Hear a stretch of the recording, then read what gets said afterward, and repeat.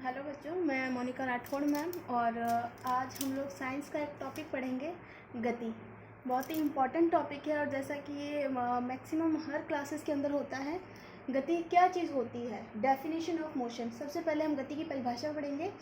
It means a change of any object over time with respect to reference point is called motion. यानी कि किसी वस्तु में निश्चित बिंदु से समय के सापेक्ष होने वाले परिवर्तन ही गति कहलाता है। अब ये विज्ञान की भाषा है तो इसको मैं एक एग्जाम्पल के तौर पे समझाती हूँ जिससे आपको इजी समझ में आ जाएगा।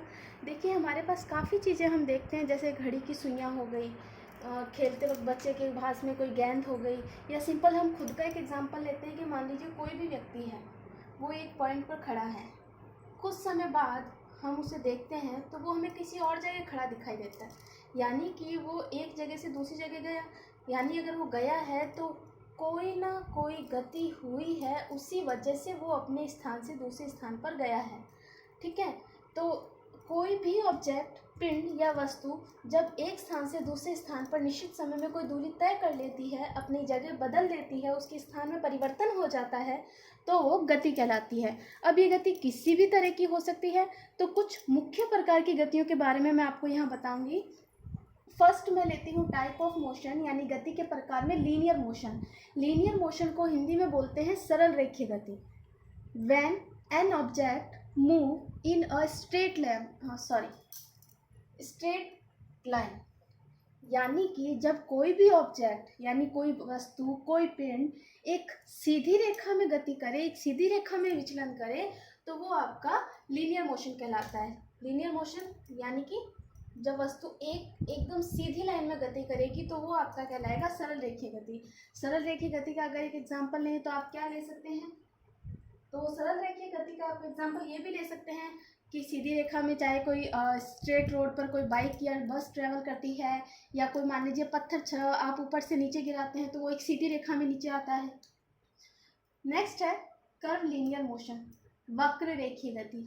वक्र रेखीय गति में जो मोशन होता है वो कर्व्ड पाथ में होता है। ठीक है, यानी कि when an object move in a curved line, जब कोई एक ऑब्जेक्ट, एक वस्तु या पिंड एक कर्व लाइन में, एक वक्र रेखा में गति करे तो वो कर्व लीनियर मोशन कहलाता है।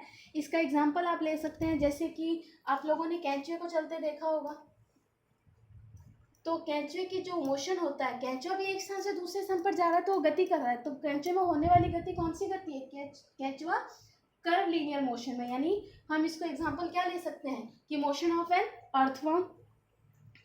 रोटेटरी मोशन, रोटेटरी मोशन यानी घूर्णन गति। घूर्णन गति when an object spin on axis. इसका मतलब है कि जब कोई भी ऑब्जेक्ट अपनी एक्सिस पर रोटेट हो, अपनी एक्सिस पर घूमे, तो वो रोटेटरी मोशन यानी घूर्णन गति कहलाता है। आपने स्पिनिंग टॉप यानी वो घूर्णन वाले लट्टू देखे होंगे या नहीं, तो इसका सबसे अच्छा एग्जांपल है हमारा प्लेनेट। हमारे प्लैनेट्स के बारे में आप इतना तो जानते होंगे कि ये प्लैनेट सन के चारों तरफ चक्कर लगाने के साथ साथ अपने अक्ष पर भी घूमते हैं।